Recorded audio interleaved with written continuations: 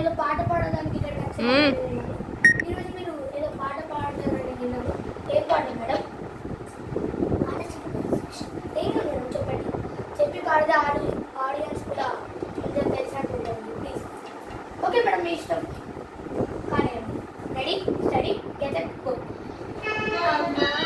అమ్మా నీవెన్నెలా నిత్యం నాపై ఉన్నావిలా. అమ్మా అమ్మా నీవెన్నెలా నిత్యం నాపై ఉన్నావిలా.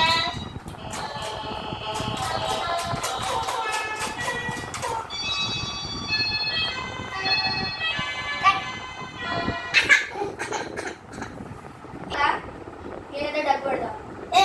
డబ్బు పడతా.